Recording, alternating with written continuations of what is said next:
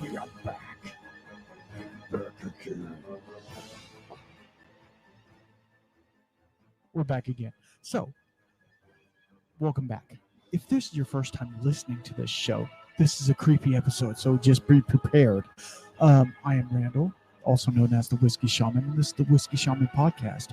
And we talk about whiskey and all types of things. We talk to distilleries. We have private podcasts. We do it all when it comes to whiskey.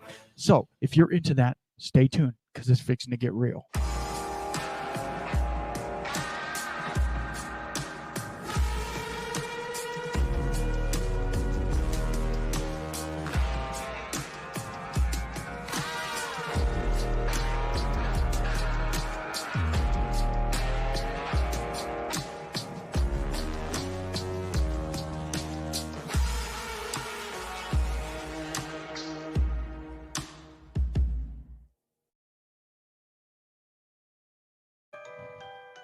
Let's get spooky, guys. Let's do it. Oh, okay. We're going to get right into it because it's that type of year. So if y'all remember last year, I did a episode. Sorry, let me turn that back down. I'm using the trusty iPad again. So, because I can't get spooky music anywhere else, right? So I got this royalty-free spooky music. So no red flags here. All right, let's get into it. I am in the shed. Got my big water jug today. We'll talk about all that at the end. I'm doing housekeeping at the end, so y'all get into it. Today we're going to talk about spooky stories and whiskey. I know, it might be niche. I don't care.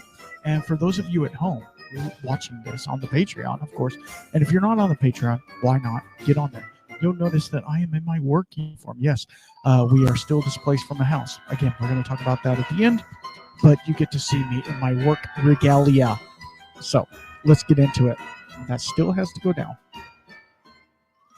Much better. Okay. Sorry. I need a drink of water, and my jug is huge, so I got to step away. Sorry.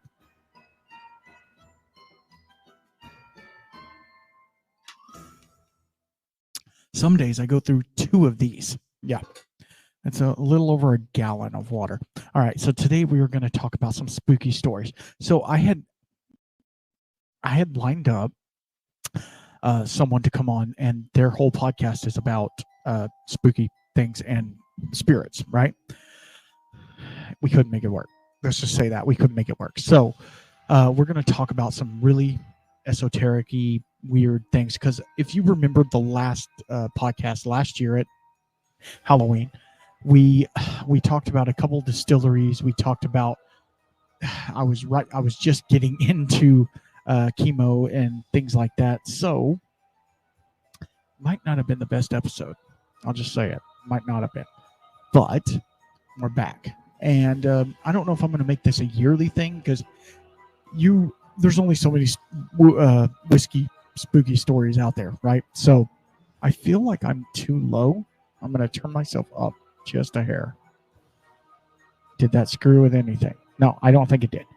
I think we're good. Okay, cool. Yeah. Anyway, so we are going to talk about this. This one intrigued me. Like I pulled full disclosure. I have four pages of notes here, but these are the stories written out because, as you guys well know, if you've been following me for half a minute, I am functionally illiterate and I can't read very well either. So I guess that's illiterate, right? Can't write very good. Here's some of my notes. Yeah, exactly. I know. It's just stop. Anyway, so I got these, I'm trying to list my resources, right? From Wikipedia. Obviously, we all go to Wikipedia. I asked ChatGPT a little bit, and then I also went to the distilleries. Some of the distilleries, when we get later on into it, those I actually went to their website and I emailed even one of them. Anyway, long story. So let's get into it. Okay, so this first heading is called The Whiskey of Eternal Sleep. Yeah. A distiller's pact. I'm not trying to talk with that stupid, woo, and caveat, this might not be for younger viewers. There are some spooky stories. So if you are riding in the car with your kids, this might not be the episode for them. All right, let's get into it. The Distiller's Pact. There's a secretive distillery in Scotland. Yeah, we're starting in Scotland, sorry. Whose name has been erased from most of the records, that allegedly made a deal with the ancient entity. According to lore, the head distiller sought to create the perfect whiskey and made a pact with the mysterious figure known as the Pale One. Yeah, we all know the Pale One, right? The Pale One provided a recipe that required adding a few drops of liquid gathered from the hidden spring. Adrenochrome. I'm sorry. That's not funny. A hidden spring supposedly appearing only during a full moon. The distiller claimed that after consuming the whiskey made from this recipe, no one would ever sleep again. No, you would never need to sleep again. I'm sorry. But would be haunted by visions of their own death every night. Well, that sucks. I don't want to do that. The whiskey was never sold. Well, no crap. And after the distillery vanished, the barrels were locked away deep underground. It is said that whoever tries to retrieve them are plagued with nightmares until they give up the search. Okay, so let's play a little game with all of these, right? Let me know in the comments. This is going out only to the podcast platforms. This isn't going out on YouTube, but let me know. Comment on this episode if you listen to it. Each one of these, there's quite a few. I'm sorry, there's quite a few stories that we're going to get into. If you think it's BS or if you think it's real. To me, this one, I feel like it's a made-up story. I'm sorry. I did do research on all of these, but, we got lives, right? I'm trying to present some cool intel for you guys, right? So you just got to bear with me. So this one, it's a little creepy. I'm not going to lie. Okay. The bones in the barrel. A grave mistake at Greenbrier Distilling. Yeah. If you know Greenbrier, they're trying to make a comeback again. They were around in the early 1900s. Anyway, at Nelson Greenbrier Distillery, there's a well-known tale among the workers about a batch of whiskey that went horribly wrong in the early 1900s. The distillery was expanding its operation. When workers unearthed what they thought was an old root system, it turned out to be the remains of an unmarked grave. Instead of stopping work, the distillery carried on, and one of the barrels ended up with human bones stuck inside it. Anyway, undetectable until it was discovered during the first tasting. The workers swore the whiskey had an unnerving metallic taste and an overwhelming smell of decay. Ever since, the rick house has been said to be cursed. Workers claim to hear scraping noises coming from the floors, and have even heard reports of seeing skeleton hands reaching for the barrels in the darkest corners. Okay, so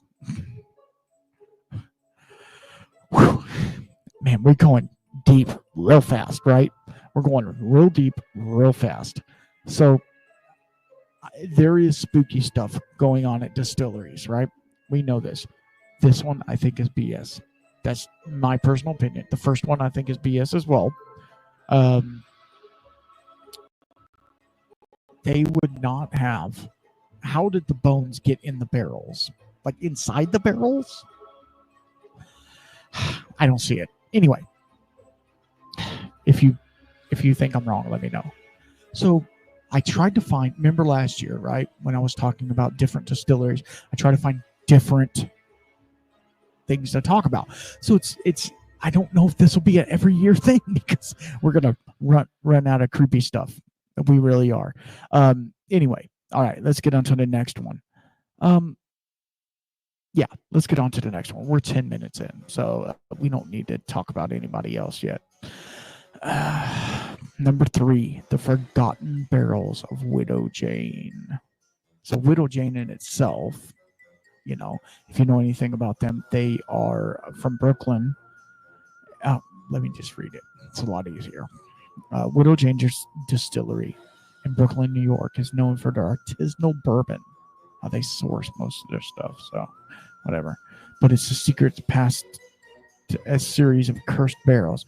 Back in the 1940s, Widow Jane wasn't around in the 40s. I mean, okay, again, this is people buying old labels and remarketing them.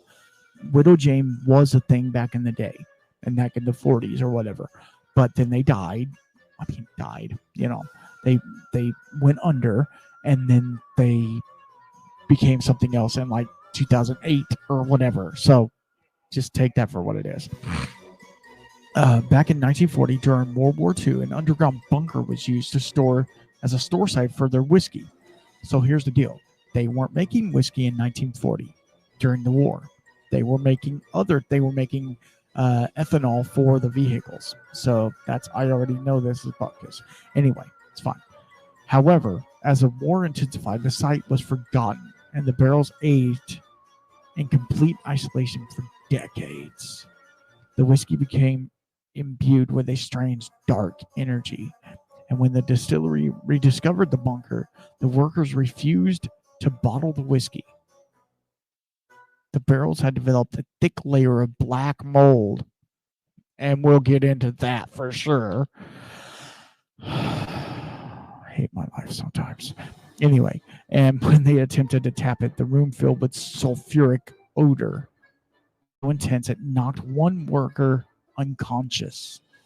Some say the whiskey inside had supernatural properties, and there was a rumor that those who drink it are doomed to live out the remainder of their lives in isolation, just like these forgotten barrels. Okay. I'm going to stop you right there, okay, guys? Oh, my God. So, yeah. No. Okay, so whiskey. I'm trying to, I'm myth-bustering this crap. So whiskey in itself, it has to be at minimum 40 proof, right? So the fact that sulfuric acid was inside it means that it wasn't whiskey. They might have been doing wine. Maybe it was wine that turned to vinegar. That's all it's going to do is turn to vinegar. You're not going to get sulfuric acid out of making wine or even whiskey. Even a strong beer, you're not going to make sulfuric acid. Now, the black mold, again, we'll talk about that at the end, but the black mold, can it penetrate through, a stave is 3/4 of an inch, right? Can black mold penetrate all the way through that? Yeah, probably. The wood cellulose, right? Where I know. So I'm sorry, we're getting super deep, but I don't know. I don't like it. Put a pin in that. We're gonna come back to the mold. Okay. Okay, number 4. Sorry, I'm breathing a lot. We got a lot to talk about. It's been a minute, right? It's been a minute since we've had a you and me type podcast. And we're going to get into all that, brother. All of that. Okay, number 4. The Moonlit Mash at Corsair Distilling. So if y'all don't know about Corsair, they're doing some really cool stuff. I've tried their whiskey twice, maybe. I've never bought a bottle of Corsair. I'll just say it. Corsair Distillery in Nashville, Tennessee is known for its experimental whiskey. But there's one experiment that went... Excuse me. Sorry. I'm a horrible person. There's one experiment that went terribly wrong. The story goes that during the harvest moon, the head distiller decided to create a mash using herbs, and grains not typically associated with whiskey production. So it was a distilled spirit specialty, obviously, some of which were considered sacred plants. Yeah, I'm giving it a face. in certain esoteric circles. Man, they're really skirting around the line right there. What followed was a series of strange occurrences. The temperature inside the distillery dropped to freezing, even though it was the middle of summer. The workers reported hearing chattering coming from the mash tank. The resulting whiskey was dubbed Moonlit Mash. Only a few bottles were ever produced. Those who have tasted it described an overwhelming sense of deja vu, and they revealed they were reliving moments of another life.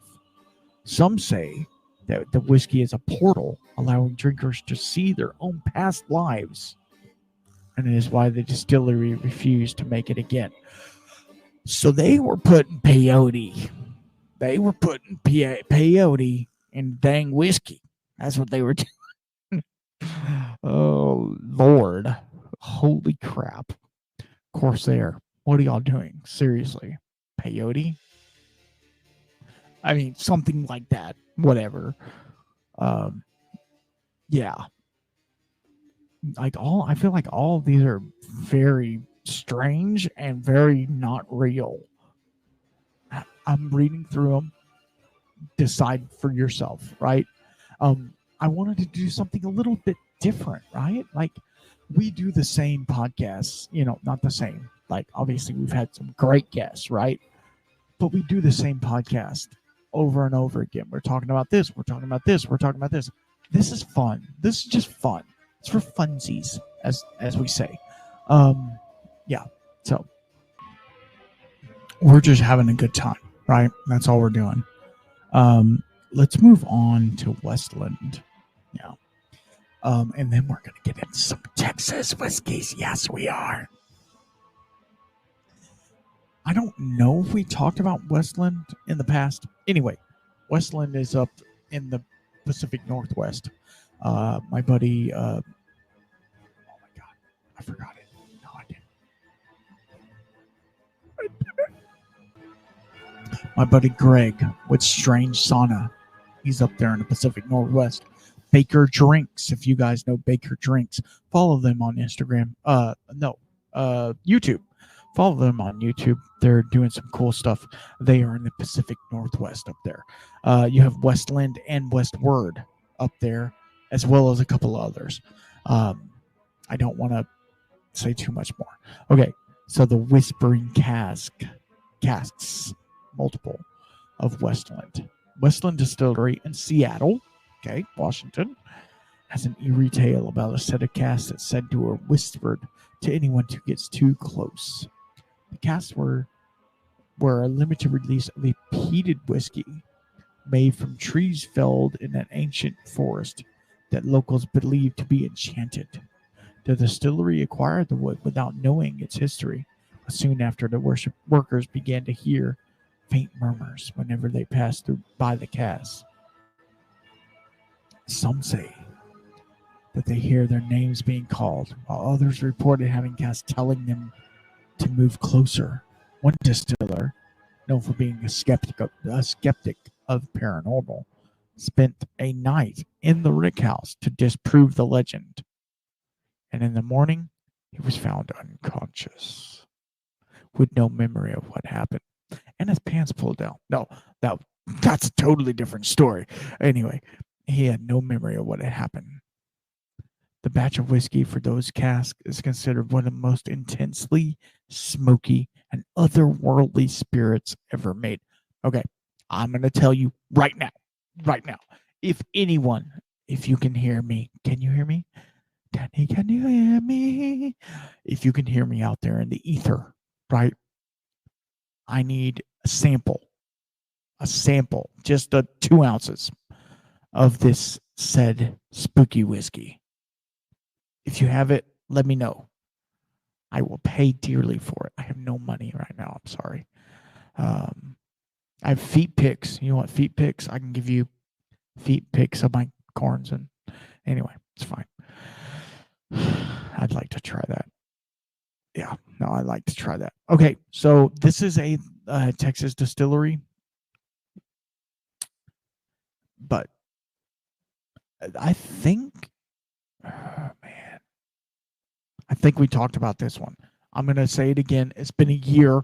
You guys have forgot already, so it's fine. The blood red barrel of Lone Elm Distillery. What happened?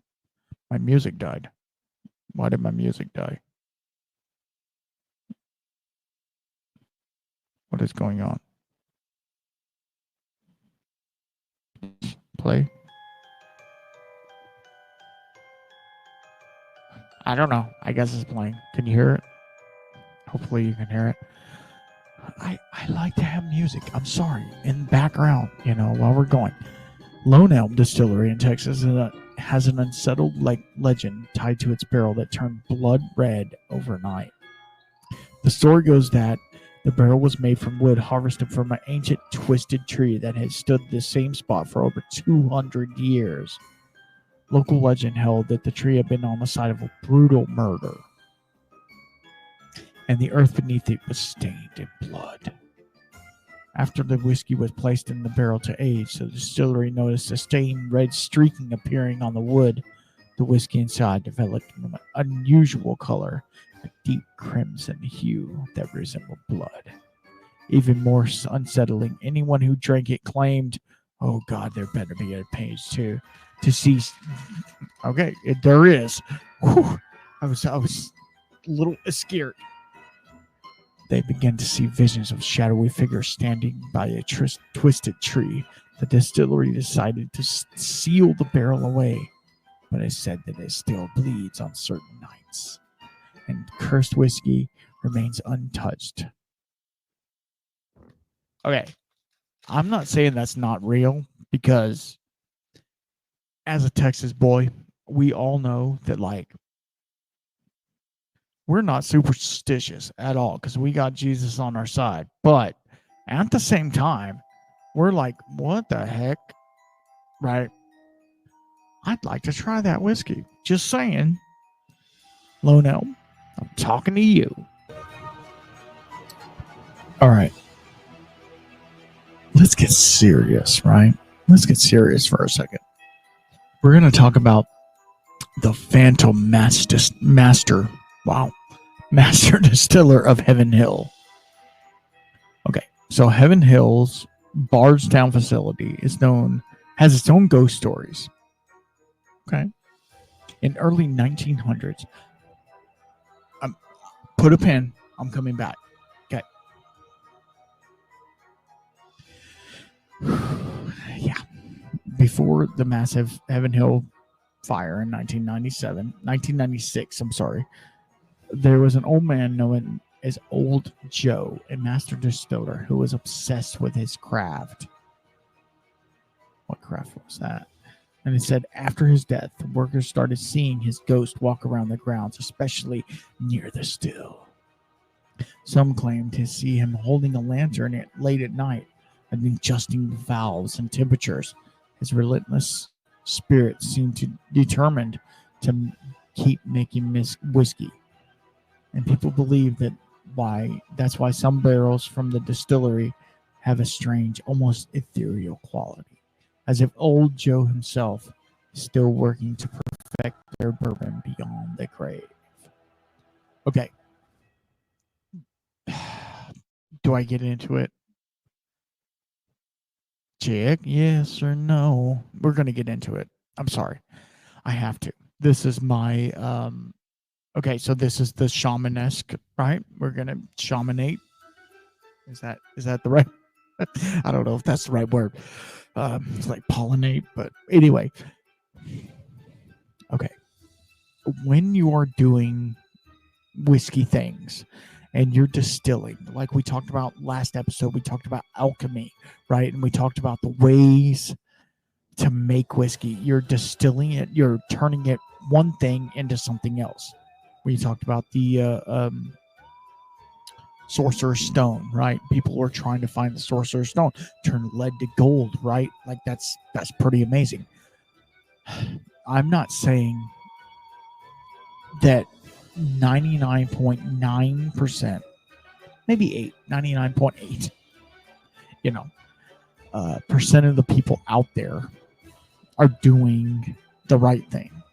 They're doing it because they love the craft. They're doing it because they love to make good whiskey. Does that make sense? But there is that 0.2%, and that's not very much, but it's enough to where we talk about it, that are doing it to evoke things, and they're doing it to appease people. Maybe not even people, if you know what I mean. How do I say it the right way? They are doing some shady shit. I'm sorry. This is not for kids anyway, so they are doing some really shady stuff to make money. Unfortunately, they are selling their soul to make money, and we're seeing all this stuff. And this is not that type of podcast, so we're not going there. But we're seeing all this stuff come out in the media right now about certain people, which I'm not going to get into. Yeah, to where people are doing things because they want fame and glory, and they want to grab onto that one piece. Does that make sense? They want to grab onto, I'm not going to ever be good enough until I do this. Does that make sense? So they do something and they make a pact. Like we talked about earlier, they make a pact with something that they don't know what it is. Well, it's inherently evil. I'm going to give you that. It's inherently evil. And anytime you play with evil, you're going to get burned. I'm sorry. Man, I'm not trying to get spiritual with you guys. I'm not, I promise. But the only way to get to the end is through the light. The light is the only way to get you through. Because when you're in a dark cave and you can't see an inch in front of your face, what is the one thing that you want in your life? A flashlight. Absolutely. You want a light to guide you that way. You don't need darkness anymore. You have had enough darkness. You want light, right? These guys are treating any sense of life, any sense of future for what they have. Does that make sense? Man, I'm sorry. It's getting weird. We're gonna move off of that, but I think people are playing with stuff that they don't understand, right? They're playing with things that they don't understand, and they're making deals with things that they think they can get out of, maybe. And so, man, 28 minutes in, and we're going deep. I'm sorry. I am sorry. Okay. I need to chill. All right. And I'm not going to lie to you. I had to pause right there because what happens is, and this is the shaman part. Okay. So be ready for that. But like the Holy Spirit gets in my heart. I can't help it. Okay. I can't help it.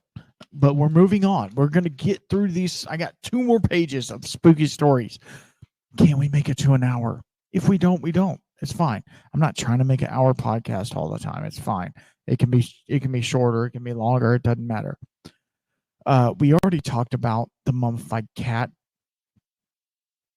Maybe. If not, in Scotia, cat was discovered. Whatever. It's fine. The Forgotten Ghost. I forgot to turn the music back on. The Forgotten Ghost of Old Crow. Yeah. I mean, I got shit coming out of my ears, bro. The Forgotten Ghost of Old Crow Distillery. The Old Crow Distillery has long... I'm sorry. I got distracted. Has long been abandoned. But ghost hunters flock to this spot in Frankfort, Connecticut to see if they can encounter a famed ghost of Dr. James Crow himself. According to lore, Dr. Crow was so dedicated to the perfection of his sour mash process. So we're going to get into a conversation in the next couple of, not the next podcast, but probably 2 or 3 podcasts with someone talking about sweet mash versus sour mash. Stay tuned for that. That's just a caveat inside the story that I'm already talking about. The sour mash process that even after his death in the 1800s, the spirit still remained in the distillery. Former employees claim to have heard footsteps in the distillation room and witnessed lights flickering late at night. They had a background. It's fine.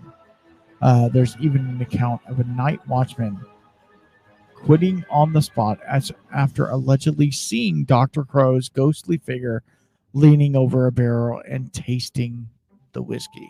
So what had happened? Here's what happened. He fell asleep. And then all of a sudden he was like, oh crap, I fell asleep. You know, because you think about it. You got to watch barrels. I don't know if people have people in the rick house at nights, you know, just watching over everything. I don't know if there's barrel hunters out there. I don't know. That's strange. Oh, so then we move on to the disappearing. This is number 5 of the new page. So if you're, whatever, it's fine. This has gone off the rails. I know it has already, so it's fine. The disappearing barrels at Woodford Reserve.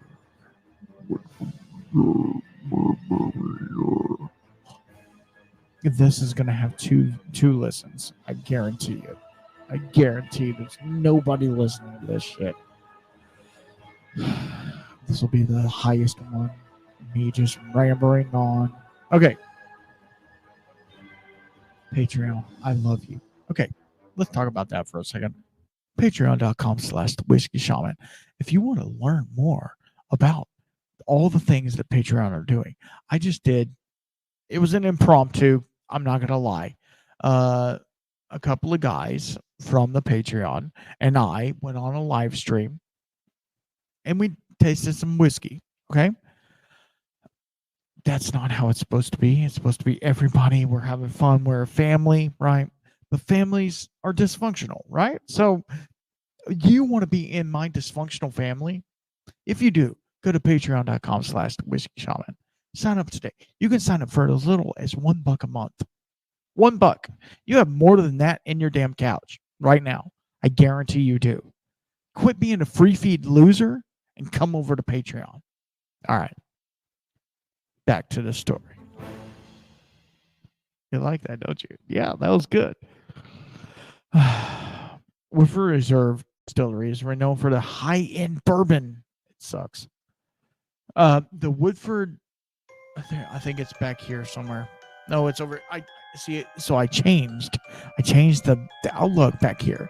So right behind my head, where the stave that says Whiskey Shaman, all of that is Texas whiskey, right? Yeah, I finished the Devil's River 5-year. Oh my god, it was freaking amazing. Anyway, moving on. So over here, let me see if I can find it. Just give me 1 second.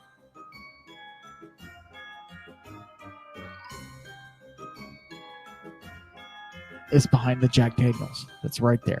It's behind that one. Okay. Anyway, Woodford. That Woodford is the barrel proof, like distiller select or whatever you call it. That's freaking amazing. All other Woodfords are, man, double oak, pretty on point. Anyway, I'm sorry. Scheiße. Okay, Woodford Reserve Distilleries were known for their high-end bourbon, but there's a more sinister side to their history. In the late 1800s, which they weren't even around until 1892, so that would have been late. There was a stretch of time where barrels would mysteriously disappear from the warehouse. Not stolen, just gone. The barrels weren't accounted for by any books and didn't turn up on the sale records. Locals said that the barrels were being taken by spirits that inhabited the nearby river known as the Creek Spirits. The legend says the spirits would have taken the barrels from the warehouse and enjoyed them themselves. And in return, they blessed the remaining spirit with making it some of the best they ever produced at the distillery. I can understand that. Even today, the workers at the distillery say that the barrels in the older rickhouse sometimes vanish for a few days and reappear later with no explanation. So I'm going to call BS. Wow.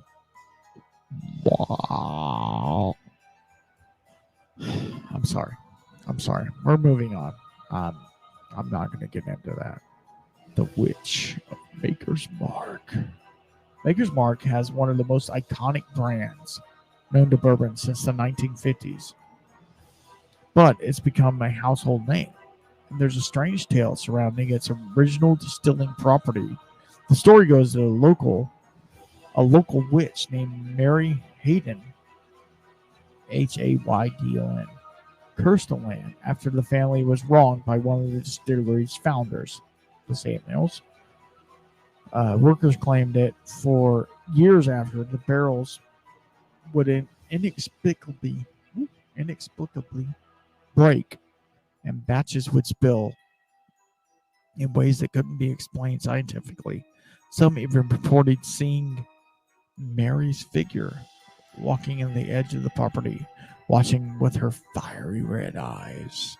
The curse was allegedly lifted after a series of good luck rituals were performed. We're going to talk about that. Just calm down. But to this day, the older generation of workers still speak about the witch curse that is in hushed tones. Okay. We're doing Lamaze over here. The Holy Spirit's speaking to me. They did good luck. I gotta turn this down. I'm sorry. They did good luck rituals. Okay. I'm not trying to poo-poo somebody's yum, right? I'm not trying to. I would never poo-poo your yum. But how do I say this? A ritual is a ritual. And I understand, like, non-Christian people can look at communion, can look at the Lord's Prayer, can look at a lot of the things that Christians do on a basis and turn it into a ritual, right? They can do that. They can turn it into a ritual. But they did good luck rituals. So what they did, and I don't know what they did, right? This is just me coming from my heart. And you know where I'm going. They got sage, and they burned sage because sage supposedly dispels evil spirits, right? It just dispels those things that they don't want there. What does that mean, though? You are... Wow. Didn't know it was going to get this deep, but it is. You are doing alchemy, which in turn is a ritualistic act. You are converting one thing to another thing, and you're not expecting to evoke evil because your intention is to make money, right? Not saying anything about any of the distilleries that we've talked about today, but most of them, their bottom line is the only line. Take that for what it is. I want to make, if I were to open a distillery, right, I would want to make a spirit that was spirit-led. Good spirit-led.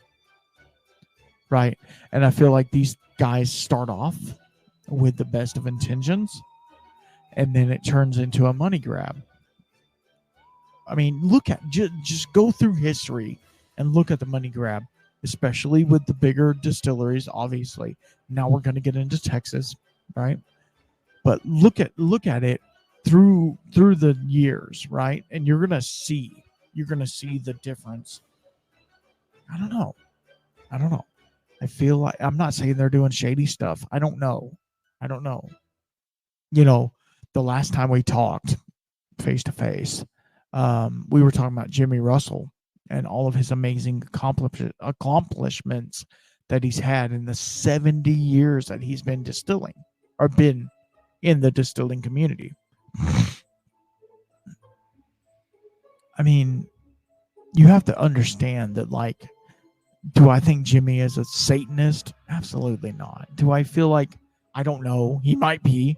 Who knows? He might be eating babies or what. I don't know what he's doing, right? But at the same time, do I think he's just a good old boy out there trying to make some good whiskey? I hope so. I really hope so. Because I love your products, Jimmy. I do. I do. That father and son, that was really, really nice thing that y'all were doing. So, yeah, I don't know. It's difficult because I want to talk about the whiskey, right? I want to talk about all the things whiskey, but at the same time, these spiritual things keep coming up in my realm, right? I am as you well know from last year, right? I am a spiritual person. I am a Christian. I love Jesus. Jesus, my homeboy. You remember those T-shirts or whatever? Jesus is my homeboy. I don't know. It's funny, but I also love the esoteric and the strange, the high tea. I love all the strangeness in the world. I love hearing podcasts about Bigfoot and all the strangeness and the Nephilim and the things and the I love all of that. But I also love to incorporate it in a whiskey. And I think that's what I and a couple of other YouTubers, podcasters, whatever you want to call us. I don't know. Like, I'm trying to grow everything at the same damn time, and it gets frustrating sometimes. Okay, we're gonna talk about Texas. Texas boys represent. We're from Texas, the ghost of Firestone and Roberts. Okay, so Firestone and Roberts is TX whiskey, right? I have, as you probably well know already, I have notions about Firestone and Roberts. That's why they haven't been on the podcast yet. Okay. Let's go. Firestone and Roberts is housed in a historic building that dates back to the 1920s. Again, put a pin in that. Originally, the building was part of a defunct Prohibition-era distillery. That's kind of cool. And legend says that some of the bootleggers ran their operations out of the space that never left. Workers have reported hearing footsteps on the upper floor late at night. The doors slammed on their own, and strange whispers and sounds from the bottling room. One eerie tale involved a specter, not a spectator, a specter, wearing an old ragged suit, seen roaming around the aging barrels. A figure believed to be from a prohibition bootlegger. Checking on his whiskey operation he started. Some employees say that the whiskey tastes spookier from barrels that have been near the ghostly activity. So, I mean, we're 43 minutes in. If y'all are still listening, we've got to get real. So wow, I had to stop myself. I had to get a drink of water. We're gonna move on. It at this point, if you don't know, you need to get right. Get right. I can't literally preaching here. So here's one that's near and dear and close to my heart. The Lady in White at the Garrison Brothers Distillery. I love I'm beginning to love Garrison Brothers. For a long time, I hated on them. I really did. I hated on Garrison Brothers. But now, I see it. I see it, brother. Whichever brother. Garrison Brothers is known for their award-winning bourbon, and its haunted history has a haunted history tied to a mysterious figure often seen walking near the distillery grounds. Referred as the Lady in White. She is thought to be the spirit of a woman from the late 1800s former resident of the area who vanished under mysterious circumstances. She has been wandering the distillery grounds in a flowing white dress, her eyes fixed on the horizon as if waiting for somebody to return. The distillery's workers claim her presence has even been felt in the long nights in the rickhouse, where the temperatures can suddenly drop and the whiskey barrels inexplicably shift or make odd creaking noises as if they are being nudged by an unseen hand. Some say her spirit infuses the whiskey with a smoothness not found anywhere. So Garrison, smooth, they are not the same. Okay, just understand that. The only smooth Garrison I've had is the Honeydew, and it has honey all over it. So, I mean, take that for what it is. Smooth. Garrison ain't smooth. But very interesting story. Obviously, Texas in itself was Mexican territory back in the day. From Mexico. I don't mean that derogatory. I mean, it was Mexico's territory. So there's a lot of like Mexican legend that goes with that, which is really cool. Like, I love all of that. Very ritualistic, very has a lot of Catholic ties, which I got nothing against Catholic people. Don't diddle kids, but I have nothing against Catholic people. Let's talk about the Screaming Still at Treaty Oak Distilling. So let's talk about Treaty Oak for a second. Treaty Oak, they're in Dripping Springs, obviously. They are not making 90% of their whiskey. They're getting it sourced. It's like sourced Canadian rye and sourced other things. Like, they're making some things, but it's like, it's very confusing. It's very confusing. And the stuff that they are producing, right? It's okay. That's why they, why they haven't been on the podcast. Like, I want to have people on the podcast that are doing the right thing, that are trying really hard. And I get NDPs all day long. Like, I have NDPs coming on, non-distilling producers, right? All day long. I'll have them on. They're transparent. They're understanding. They know that, hey, we're not making this whiskey, but we're making this whiskey better. Does that make sense? Take that for what it is. Anyway, that's no jab at Treaty Oak. Do your thing, Treaty Oak. I love you. I love you no matter what. I have bottles of Treaty Oak. I have a 12-year-old Schnelly Rye. I guess that's why I say it. It's from a closed down distillery in Canada. I mean, come on, dude. Why would you not get that? I haven't opened it yet, so we'll get into it. Let me get through this, and we're going to get into our housekeeping so all the free feed losers can go. Treaty Oak Distilling, nestled in the Dripping Springs, which is a beautiful area. That's right around where the Wizard Academy and all of that stuff is over there. Crowded Barrel, all those places over there.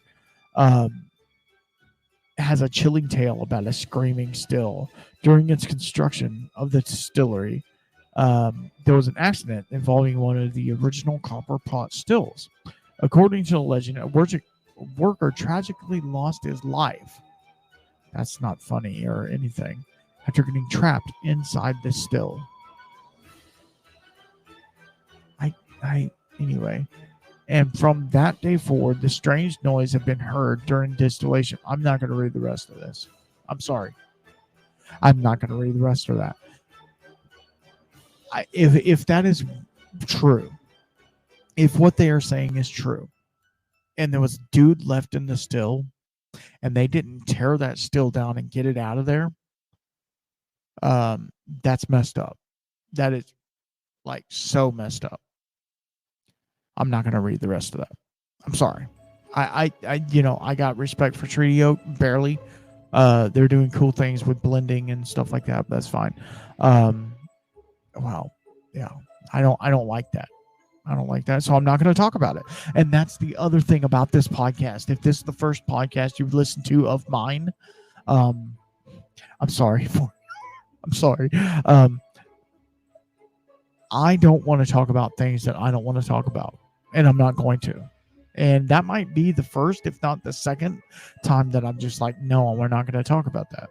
And it's my prerogative to do that. And I want to make it this the best podcast for me and for you. Does that make sense? So let's move on. The Phantom Rancher of Balcones. Yeah, let's go. Balcones. Balcones Distillery has a rich history of producing bold Texas whiskey, but in the past it was haunted by a ghost from a rancher who once owned that land. Before the distillery was built, it was a fireproof warehouse. Before the distillery was built, the land was sprawling cattle ranch. A man named Sam Thompson, who was known to have a fiery temper and loved his whiskey. Thompson was found dead near in mysterious circumstances. It was a heated argument with a competitor over whiskey rights to the land. Soon after, a strange occurrence began to plague the area. Sorry. Cattle would disappear, and the ranch hand was refused to work after dark.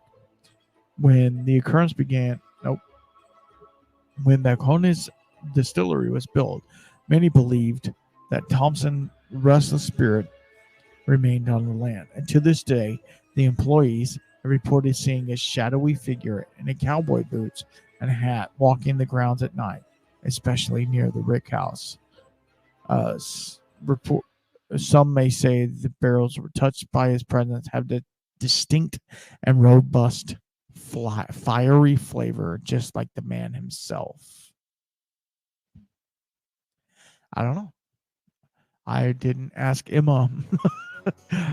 We were talking about blending, so I didn't ask Emma when she came on the podcast about that. I'm trying to get Balcones or Jared from Balcones on the podcast to talk about Balcones, right? It's difficult. It's a difficult thing. They don't do a lot of podcasts, which is strange. All right, one more, and this is a brand that just recently came on the podcast, so that's kind of cool. The Devil's Barrel at Bent Distilling. Yeah, remember Bent? Straight is great, Bent is better. I don't know what, but anyway, at Bent Distilling, where you're having the head distill. What? The Devil's Barrel, according. Huh. That's weird. It literally told me you had them on your podcast. That's very strange. Anyway, sorry, that caught me off guard. It's known as the Devil's Barrel. According to local legend, the barrel was made from cursed oak that encountered from a tree that was said to have been struck by lightning 3 times in the same place, which normally lightning doesn't strike in the same place. When the oak was turned into stave, it formed into a whiskey barrel. The strange thing started happening. The distillery experienced electrical malfunctions. The workers fell ill after handling the barrel, and a strange burn mark appeared on the floor underneath it. One night, a worker reported hearing a demonic laughter, like Bowser, whatever, near the barrel. When they went to check on it, the whiskey inside had evaporated completely, despite the barrel being fully sealed. No one dared to use it anymore, and the barrel was kept locked away.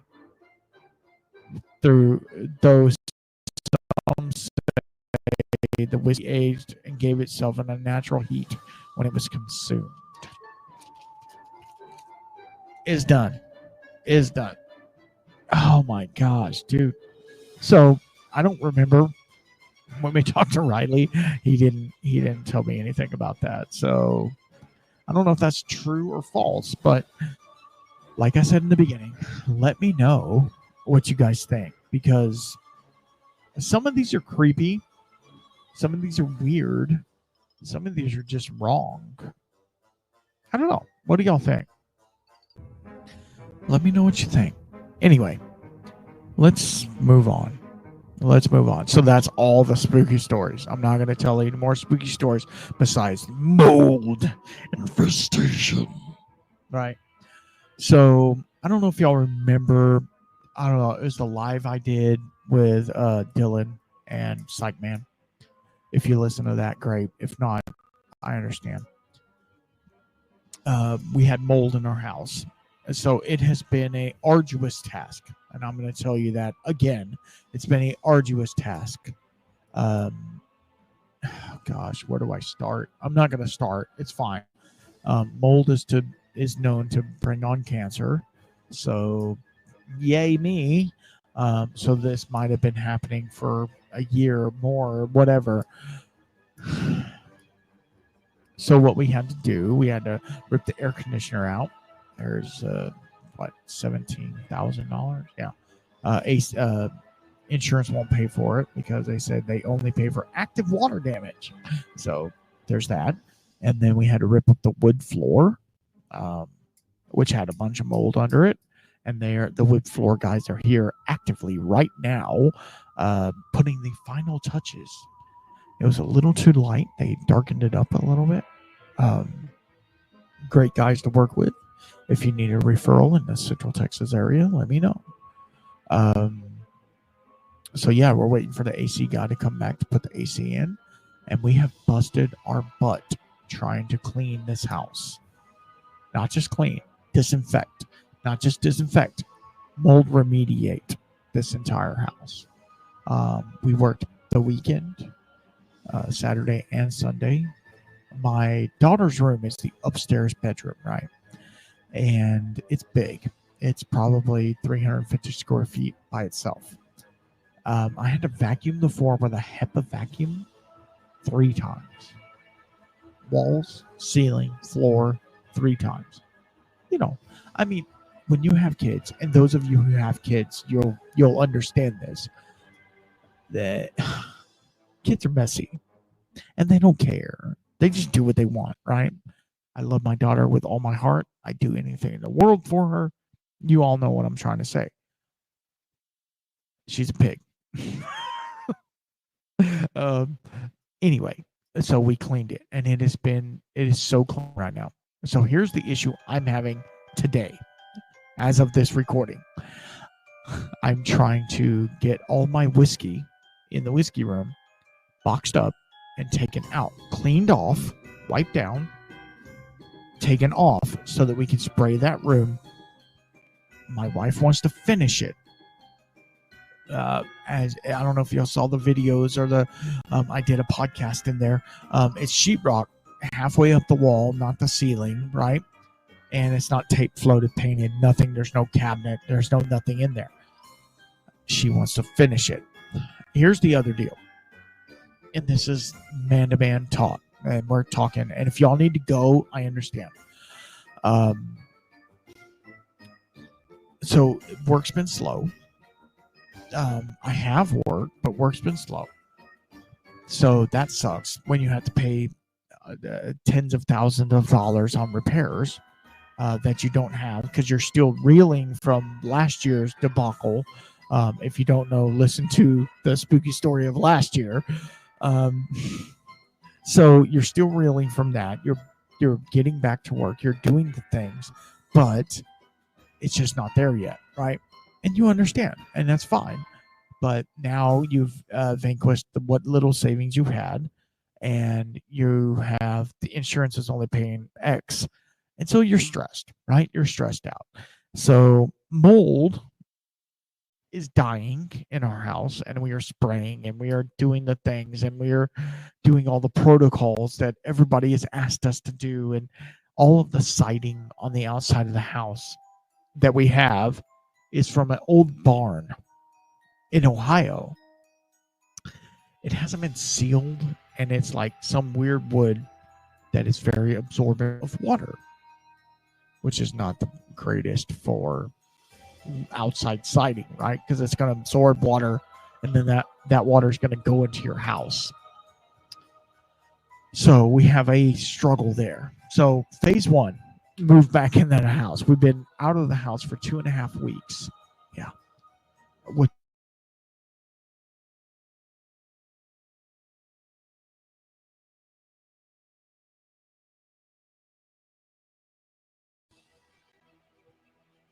That's really weird. I don't know what I don't. Okay, so I'm gonna wrap this up because I don't know what just happened because it said that my mic was disconnected, and I hadn't disconnected the mic. Obviously, it's actually plugged into the wall. So how could the mic be disconnected? Right? I'm sorry. So we're gonna cut this off because it might be the spooky stories that I've been telling that are making it worse. Anyway, um, I have really enjoyed all of the guests that we've had on. I want to thank all of them. And if you follow any of my socials, I have been, tagging Still Austin and 10th Mountain and all of these people that have just came on the podcast, which I know, and I'm sorry. Here's my apology to you. And some of you don't care because you only want to hear the interview type podcasts, which I get because we're getting some good guests, right? We are. Found North. Oh my gosh, dude, that was such an amazing one. They're all top notch. Like everybody that I've talked to, I have my pen in my hand. I'm freaking out. All the people that we have talked to have been amazing. I don't care who you are. You're amazing, right? We have some coming up that are, they're fire. It's fire. And I've got one this coming Thursday. Here's the deal. Never tried their whiskey. Yeah. Never tried their whiskey. But they're coming on and they're going to talk about their story. And that's the best thing about doing this podcast. It's finding new brands and promoting those, right? Like we did. I mean, so many brands are blowing up right now. JT Mellick, Natterjack, all of those, they're blowing up. Holiday's been blowing up, right? But like we have had all of these amazing guests on the podcast. And if you haven't heard those, please go back and listen to those, and then go forward and listen to the ones that are already out, right? The Still Austin one with Jason. Oh my God, it was so amazing. So amazing. But make sure you're following me on all the other things too, because on YouTube I do different things. We're doing the Best of Texas Whiskey Blinds. We're on round 4, the final round. Well, not the final. We haven't picked the winners, and then we're going to do a live stream. So it's me, the Whiskey Shaman, obviously, Old Fashioned Ways plus, the Bourbon Jerk, and your drinking buddy. All of us have gone together, and let me tell you this: they have way more followers than I do. I'm blessed to be in that type, in that pool, right? I know my way around a Texas whiskey. I have 99% of them on the podcast because they respond back to me. But I tried to keep it very simple. I'm going to tell you what I sent over because we're on round 4, right? So it doesn't matter. I sent over and this one's gonna affect you. It was a TX whiskey, bottled in bond. So if we go back, it should be their own product. My Lemon Green did that. Yeah, I know. It should be their own product, but it was a single barrel. The issue was they didn't label the single barrel.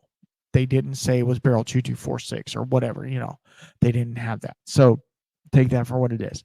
Then I did Andalusia. Of course, you knew I would do that, right? But it was their first edition of bottled in bond. So it's a 4-year-old whiskey, 100 proof. Oh my gosh, it's so cocoa. It was my winner. You know it was.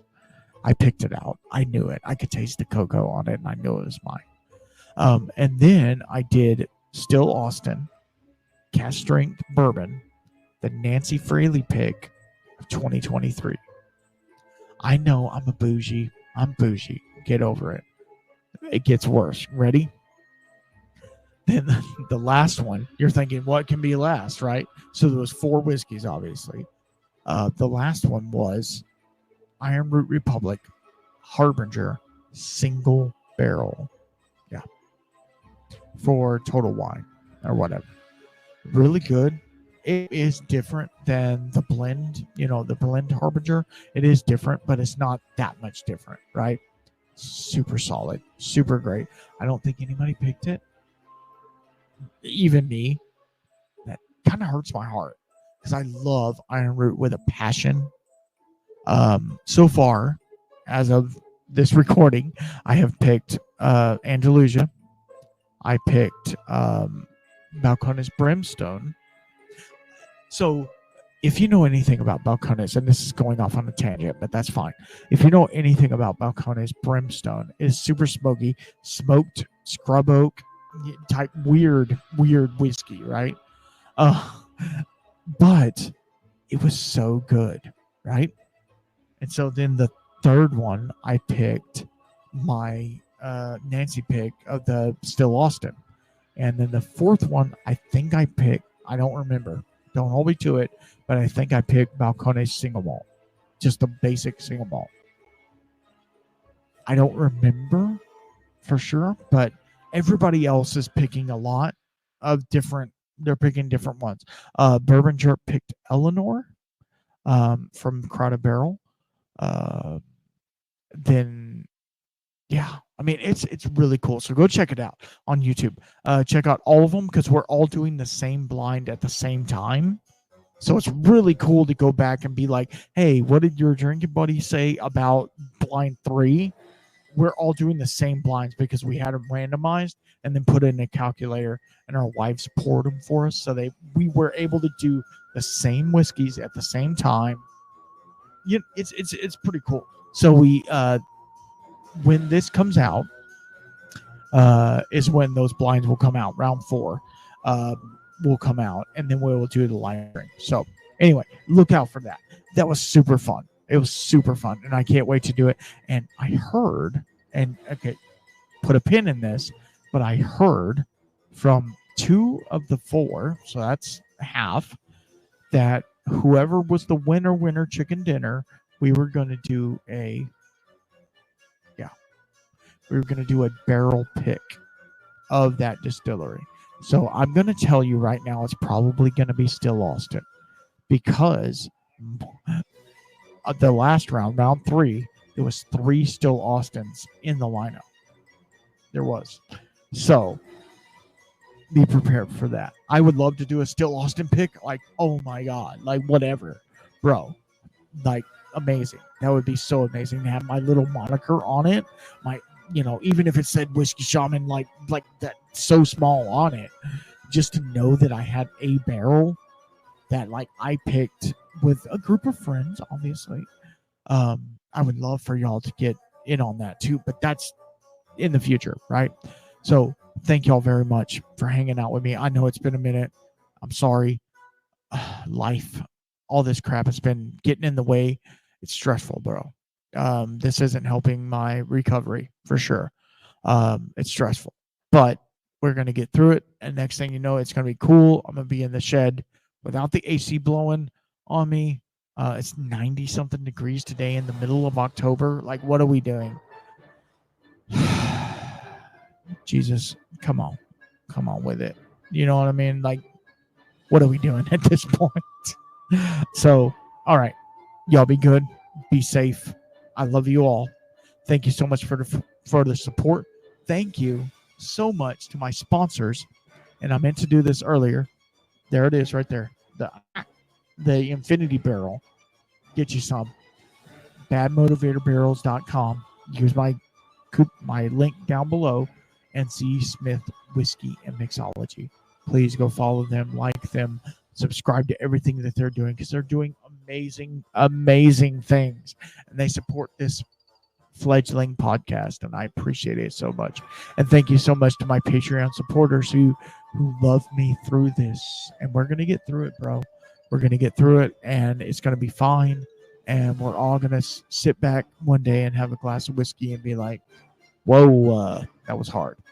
But you know what? We're grown people, men and women, right? And we can do hard things. I'm gonna pause that. I'm gonna go out on a pause.